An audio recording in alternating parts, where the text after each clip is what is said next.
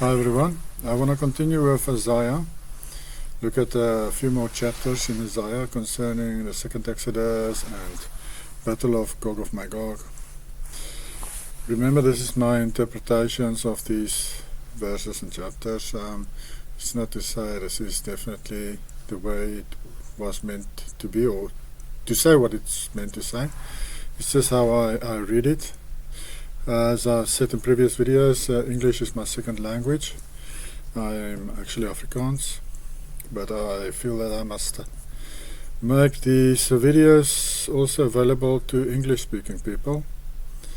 My actual channel is Afrikaans. It's not a big channel, but yes, that's where I've got some other videos. I decided to make an English channel for the information I've got here. I think it's important for the rest of the world to hear about the second Exodus, so that people will go to the right place in future when they need to flee from their countries. So that's why I decided to start this channel now. I was wondering about when I should or should not do this, because I know that there is censorships and the wrong people find certain things out, and it might cause problems. But for the time being, I'm gonna put videos on YouTube. Eventually I'll probably also have a channel on Odyssey or Rumble, probably under the same name as this channel, just so you know. It's probably going to be Odyssey, but I'll have a look which one is better. Isaiah 25, for you have made cities a heap, even cities made strong, that their foundations should not fall. The city of ungodly men shall not be built forever. It just says that Yahweh will not let lawless nations rule forever. Therefore shall the poor people bless you, and cities of injured men shall bless you. For you have been a helper to every lowly city, lowly also as in a humble city, and a shelter to them that were disheartened by reason of poverty. And this poverty and lowly and oppressed and poor, I believe it refers specifically to Yahuwah's nation, as we read it mentioned in verse 8, I believe. Reproach of his people. He's talking about Israel, his people, the descendants of Abraham. He's talking about them here. He says that these unlawless nations that's oppressing his people, they won't exist forever, and that he will in future again be a helper and a shelter for his people. To them that were disheartened by reason of poverty, you shall deliver them from lawless men. You see, I believe this would be during the wars worldwide, that people will start to move to South Africa for protection, or for they will know somehow that that's where they need to go during the second Exodus. You have been a shelter of them that thirst, and a refreshing air to injured men. We were as faint-hearted men thirsting in Zion. Again, we see it refers to the mountain of Yahuwah, which is of course in the territory of Israel, the real Israel, not the fake one. All my videos I'll refer to the fake one as the one in Palestine, and the real one as the one in Africa, the bottom part of Africa. By reason of, just one more thing, Mount Zion is on the equator, according to Jubilees 8. It says Mount Zion is on the equator of Africa. By reason of ungodly men, to whom you did deliver us, And Yahuwah of hosts shall make a feast for all the nations. This nations word here, when you look it up, it can mean your kindred, your people, and not necessarily nations. Yeah, nation, people, nation, member of one's people, compatriots, countrymen, kingsmen, kindred. So that's what he is referring to here. That he is going to be a shelter to Israel, the kindred, but they will be, of course, spread across the world in different nations. Yahweh shall make a feast for all the, you could say, all the kindred Israelites all in the different nations. On this mount they shall drink gladness, they shall drink wine. As we know, only the remnant of Israel will be allowed to return to Yahweh's mountain. So this is definitely talking about Israel, the Israel of the second Exodus that will return, where Yahweh will protect them and provide for them. They shall anoint themselves with ointment in this mountain. Which mountain? Zion, Yahweh's mountain, which is in Israel, in Africa. Impart you all these things to your nation, to Israel, for this is Yahuwah's counsel upon all the nations, upon all the kindred. Death has prevailed and swallowed men up, but again Yahuwah has taken away every tear from every face. In future, the remnant, Yahuwah will take every tear away from their faces, because they would have lost a lot in this life and suffered a lot because of the lawless nations in verse 2 that suppressed them. He has taken away the reproach of his people from all the earth, for the mouth of Yahuwah has spoken it. He will restore the name of the original Israelites across the earth. At the moment, the true Israelites don't know they are Israelites. They think the fake Jews in fake Israel is actual Israelites. And they are not. So the real Israelites in future will learn that they are true Israel. Good channel, I think you can look at. I think it's called PRPHET, and it gives you 101 reasons why the white nations are, or mostly of the white nations are Israelites, or that Israel is Caucasian. He goes into a lot of depth on the subject, so I'm not going to go into depth on this. You can go look that up if you want. And we see here, they shall anoint themselves with ointment in the mountain. They impart you all these things to your nation. Okay, death has prevailed and swallowed men up. Okay, Yahweh will wipe away the tears. He has taken away the reproach. Of course, they will now know they are Israelites, and they will be a blessing to other nations, because they will have the heart of the Father. They won't go and do the same as these lawless nations and oppress others. They will be a blessing and in service of the others. They will be forgiving. They will have the attitude of that Yahuwah has, the same you could say personality traits as Yahushua, his son. He said, if you've seen him, you've seen the Father. And he had all the fruits of the Spirit, Yahushua. And so also these remnant of Israel, they will also be there to help and bless and heal and provide for others, just like Yahushua did. And in that day they shall say, behold, Yahuwah in whom we have trusted, and he shall save us. This is Yahuwah, we have waited for him, and we have exalted, and will rejoice in our salvation. And I believe the salvation is when Yahuwah gathers them again to the original territory. They will consider that as a salvation, saved out of the lawless nations into his arms in his law-abiding nation and territory.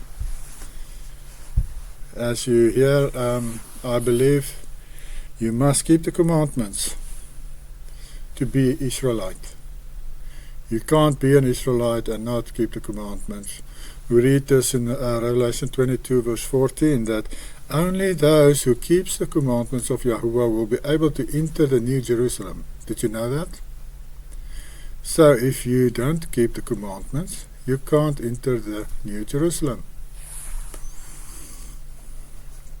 Yahushua said in Matthew 19:17 that when the guy asked him, what must I do to be saved? That Yahushua said, just pray to the Father to forgive your sins and go your way. No, he didn't say that. He said, go and keep the commandments of Yahuwah to be saved. The churches today, the preachers, they will do backflips if they heard that today. That you must keep the commandments to be saved. It's a big no-no in the Christian churches today. But Yahushua explained this. He said, he's the gate. And the law is the narrow way on which we must walk. You go through the gate, through Yahushua, onto the narrow road, which is the law. And you start obeying the law. And if you make a mistake, as we read in 1 John 1, then there is forgiveness for your lawlessness if you are walking on the road. If you try to obey the commands, there is forgiveness for your faults you make. You're not going to be perfect, but you must be in that process of becoming perfect. Isaiah 26, on that day they will sing this song on the land of Judah, saying, look, a strong city, and he will make our salvation, its wall and outer wall. Open the gates, let the people enter that keeps righteousness and that keeps law, keeps the truth. The biblical definition for truth is law obedience, is the law. For your law is truth. We read that in Psalm 119.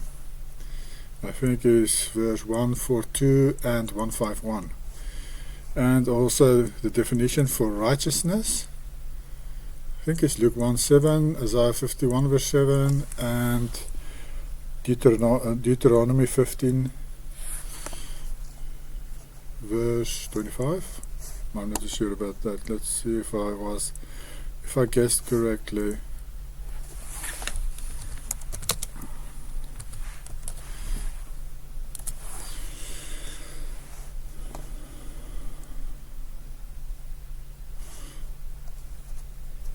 No, I didn't guess correctly.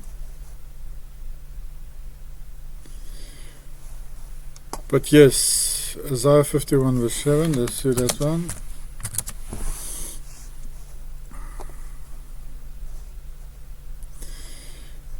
Listen to me, you who know righteousness, you people in whose heart is my law. Here Yahuwah defines what is righteousness. He says, it is those people in whose hearts are my law. Easy to understand. So when the Bible talks about righteousness, it talks about law obedience. And it says here, and he will make our salvation in a wall and in an outer wall, open the gates, let the people enter that keeps the law. This is in line with the verse I quoted, Revelation 22:14. That also says, the gates will open of the New Jerusalem for only those that keeps the law, that lays hold of truth, and that keeps peace, because in you have they hoped, Yahuwah, forever, the great, everlasting Elohim. Amazing. Another verse that says, you need to keep the commandments to be in Yahuwah's presence, in the new territory that he's going to bring the Israelites to, but also in the New Jerusalem right at the end. So for the second Exodus, you must be keeping the commandments, because, as I said in my previous video, you will have to be physically circumcised if you want to enter the new area of Yahuwah with the second Exodus, the original Israelite territory. Just like Israel had to be circumcised the first time before they entered Canaan. Yahweh told Joshua, make flint knives and circumcise all the men before they enter Canaan. Isaiah 29. But the wealth of the ungodly shall be as dust from a wheel, and the multitude of them that oppress thee as flying chaff. And it shall be suddenly as a moment from Yahuwah of hosts, for there shall be a visitation with thunder, and earthquake, and a loud noise, and a rushing tempest, and a devouring flame of fire. Sounds like Yahuwah judging nations, doesn't it? And the wealth of all the nations together, as many as have fought against Ariel, and all they that war against Jerusalem, and all who are gathered against her. What does this sound like? And they that distress her shall be as one that dreams in sleep by night. This dreams in sleep by night, let's start there. It means, in the next verse, it explains that you dream you're drinking something but you wake up thirsty, or you dream that you're eating something but you wake up and you're hungry. This is what it means. You dream that you conquer this nation, but you wake up and you can't conquer it, or you didn't conquer it. This Isaiah 29 refers again to Yahweh destroying the nations that comes up against Israel. Here it says, and as all they that war against Jerusalem. Now Jerusalem is in the territory of Israel, isn't it? Bottom part of Africa. And all who are gathered against her. And we know that Revelation 20 says that they will surround the territory of Israel, the nations. This is what this is talking about. Just I refer to my previous videos where I give more proof that this battle of Gog of Magog will happen in the bottom part of Africa. I give proof there because the prophecies that I'm talking about there gives names of certain places, and I show to everyone where these places are today. And they are all in the bottom part of Africa, South Africa, Mozambique and Zimbabwe. The places named in that prophecy. And it says here, as many as have fought against Ariel. Now Ariel in Blue Letter Bible, let's see if it goes there.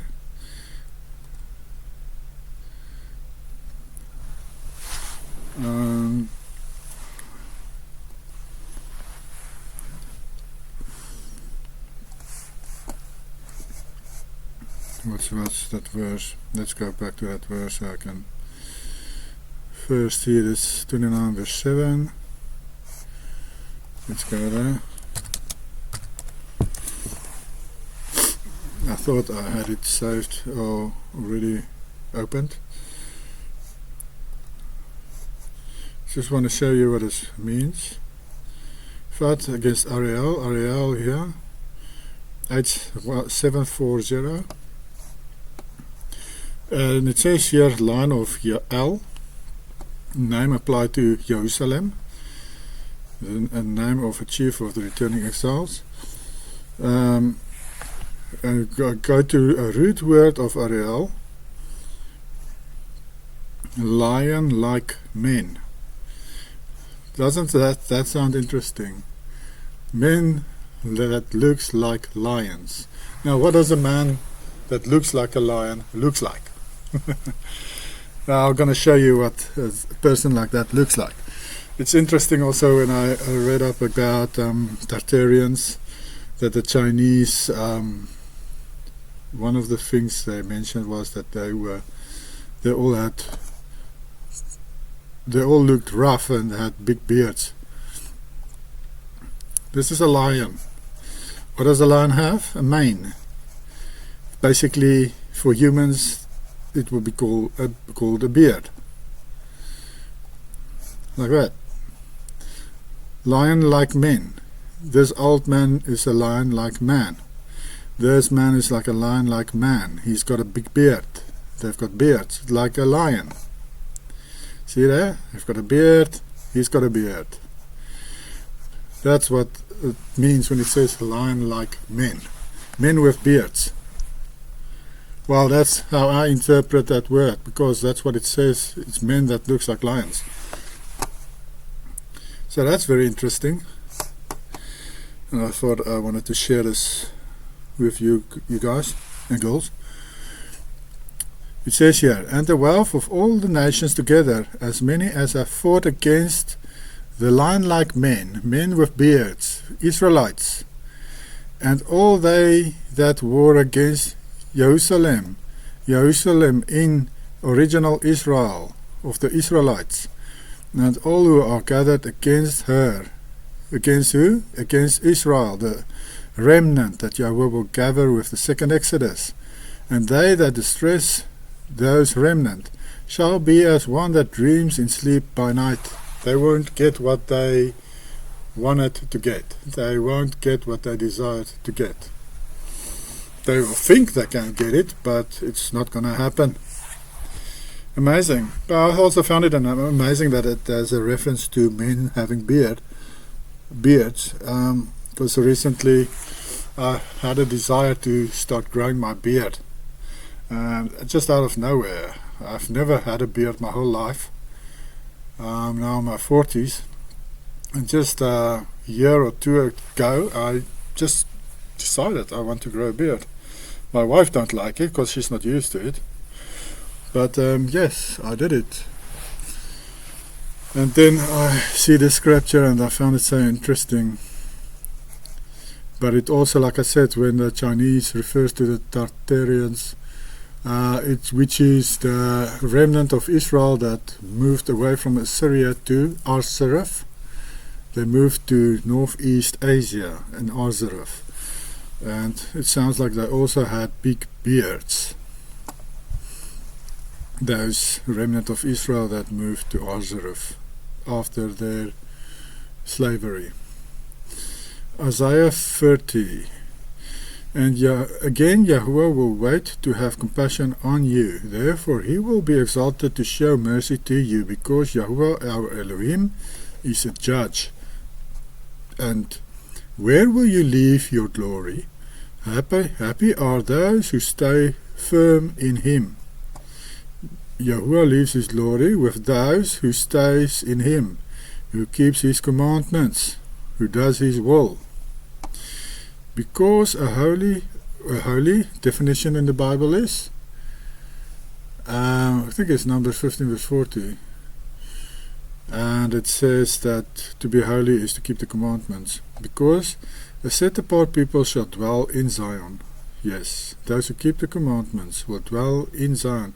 They will be allowed to return to the original Israel territory. And Jerusalem wept with weeping, have mercy on me. He will have mercy on you, for the voice of your cry, when he saw, he listened to you. This time Yahuwah will listen and help his true remnant of Israel that obeys his commands and desires to follow him. You can be a Christian, but then you must be a Christian that obeys the commands. And that's why I don't call myself a Christian, because Christians usually are stuck in paganism and they hate Yahweh's commandments. And Yahuwah will give you bread of affliction and scant water, and those who lead you astray will not come near you anymore. because your eyes shall see those who lead you astray. This shows that Yahweh is preparing those people's characters who calls out to Yahweh, which is like, use an example, South Africa now. Those white people there, they are going through very hard times now, and they, you could say, have scant water and bread of affliction, because their enemies rules over them, and they get murdered every day, some of them, and are oppressed and thrown in jail for nothing, no reasons. And yes, they are oppressed, and Yahweh is preparing their hearts to come back to Him, because they are rebellious. They worship rugby. They have their gods they worship, and they need to let go, because they're watching their God on the Sabbath. And as long as they worship the rugby on Sabbaths, I can't see how Yahweh can help them. So I pray for my country, and that they will repent so that Yahweh can help them.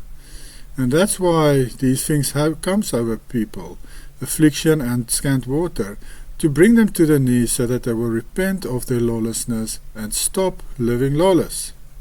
That's why Yahweh does this. He wants their hearts in the right place. He wants His laws on their hearts. And then He will come and restore them and help them. And you astray will not come near you anymore. Those who lead you astray. It's funny because South Africa has become such a bad place now that these people who led it astray, they don't want to go there anymore. It's too unsafe. And your ears shall hear the words of those behind you who have led you astray, who say, This is the way, let us walk in it, whether to the right or to the left. And you will remove the silver-covered and the gold-covered idols. Rugby and Christmas and Easter, you will remove those idols, and cricket and whatever else. You will make small and scatter them, like the water of a woman who sits apart, and like dung, you will throw them out. You will throw them away. Yes, they will notice, they will learn that those things is what is keeping them in trouble, that is keeping them in suffering, and they will throw it away. Those things are causing the suffering, their idols. Then will there be rain for the seed of your land, and the bread of the produce of your land will be plenteous and rich, and on that day your cattle will graze in a fertile and spacious place. Again, we see Yahweh's blessing come when the people repent, turn away from their lawlessness.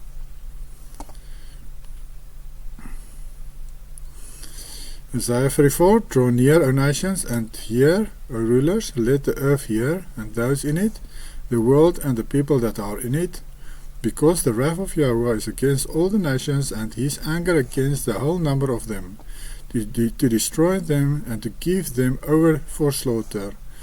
Their wounded and their dead shall be cast out, and their stench shall rise, the mountains shall be drenched with their blood. Heaven shall roll up like a scroll, and all the stars shall fall like leaves from a vine, and as leaves fall from a fig tree. My dagger has become drunk in heaven. Lo, it will descend upon Edom, and upon the people of destruction with judgment. This very much to me sounds like could be the final judgment. I think this refers to the Battle of Gog of Magog, when Yahuwah steps in and destroys Edom and those nations that comes up against the true Israelites. He will come and destroy them. Now, when that happens, it seems like maybe the dome above us will open, it says. It will roll up like a scroll. That will be scary. And the stars will go away. Maybe for the time being. So yeah, it sounds like it's an end event, like with the Battle of Gog of Magog, when Yahweh steps in. It sounds like it could be that. That's why I put it in here. Isaiah 35. I'm just going to finish this one. I've mentioned this first two verses in another video. Rejoice, O thirsty wilderness, let the wilderness be glad, and let it blossom like a lily, and the deserted places of the Jordan shall blossom and be glad, and the glory of Lebanon has been given to it, as well as the honor of Carmel. And my people shall see the glory of Yahuwah and the loftiness of Yahuwah. Be strong, you weak hands and feeble knees. Give comfort, you who are faint of heart and mind. Be strong, do not fear. Look, our Elohim is repaying judgment. Yes, he will repay. He himself come and save us. And I just wrote here, Sewe Pla van Britannia. When I read this, that's what popped into my head. It's the 7 plagues of England that will come over England, that Nicholas van Rensburg prophesied. Remember, I mentioned a guy who said that Israel, the white Christians will flee to South Africa in the future, and they will take back up to the equator. The same guy, he prophesied that there will 7 plagues will come over England. He also said that in the end, at a round table with all the nations around it, England won't exist anymore. England won't be there anymore. And he says that these things will happen because of what England did to women and children in concentration camps in South Africa. That's why these things will come over England. She will utterly be destroyed. She won't exist anymore. These 7 plagues will destroy her. And yes, this is what's awaiting England. Very, I think of like Egypt, very much what happened there when they started killing babies, Israelite babies. Yahuwah killed millions of his army in the sea. He drowned them all. He destroyed all those warriors and Pharaoh. I don't know if the Pharaoh himself drowned, but I know millions of his armies drowned.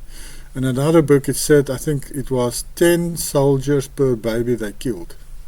So there you have it. 10 soldiers per baby.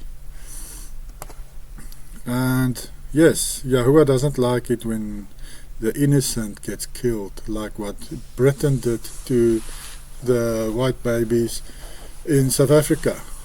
They starved them to death, made them sleep on the ground in the freezing cold, and they died of diseases, malnutrition, and they say that 80% of those that died were under the age of 16 in South Africa.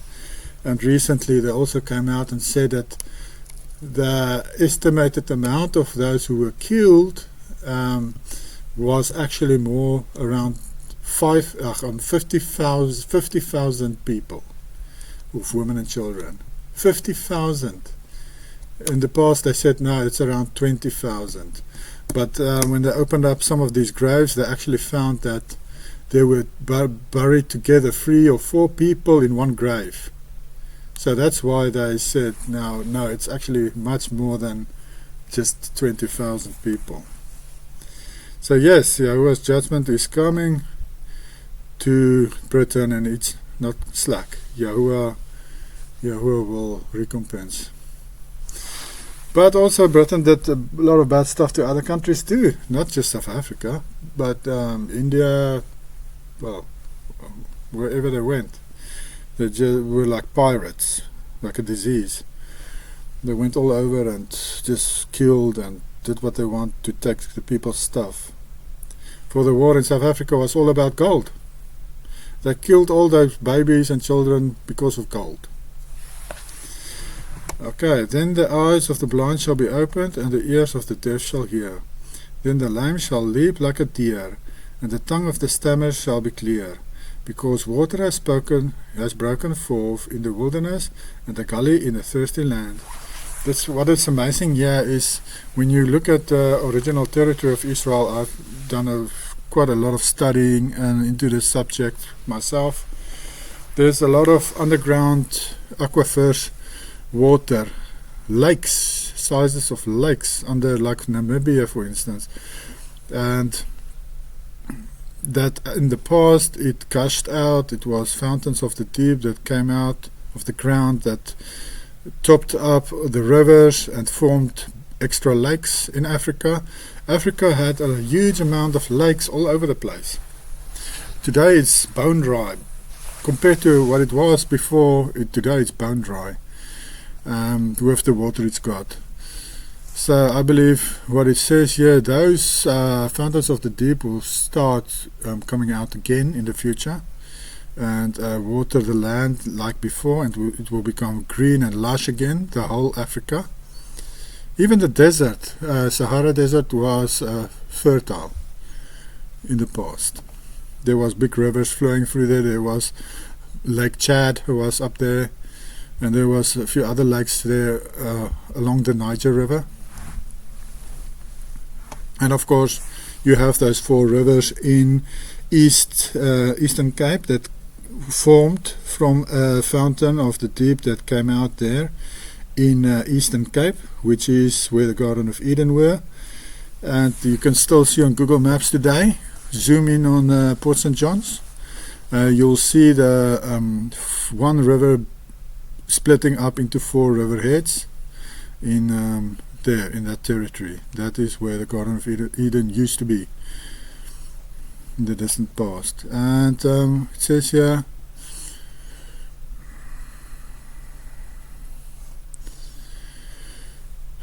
okay, then the eyes of the blind shall be opened, and the ears of the deaf shall hear. Then the lame shall leap like a deer, and the tongue of a stammerer shall be clear, because water has broken forth in the wilderness, and a gully in the thirsty land.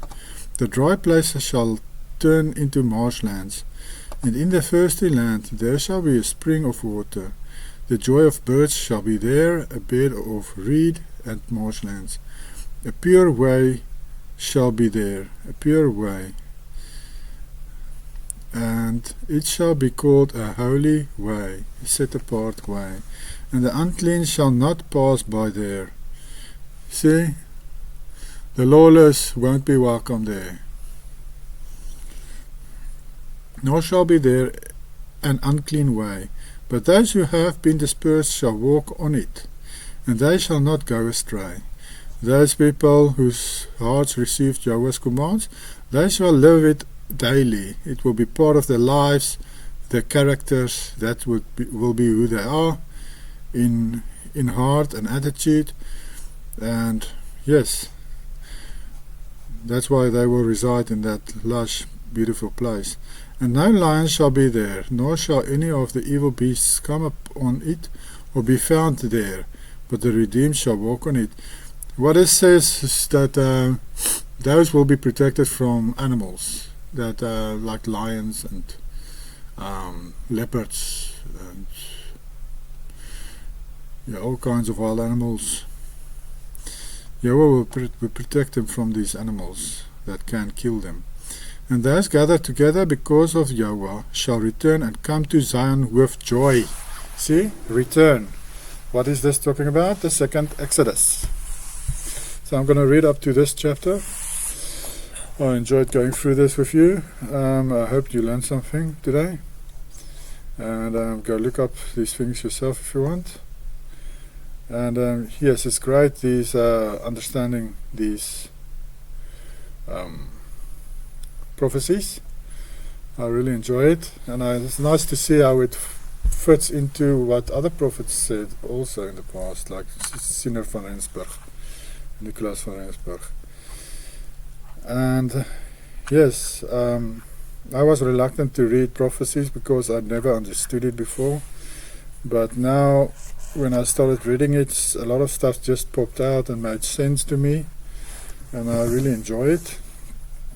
So that's why I wanted to go through all these prophecies of the so-called Old Testament. And in future I will also go through the other prophets, and anything that I pick up that might refer to this battle or the second Exodus I will bring to your attention. So yes, I think that's it for today. Enjoy your day. I'll talk to you again next time. Bye.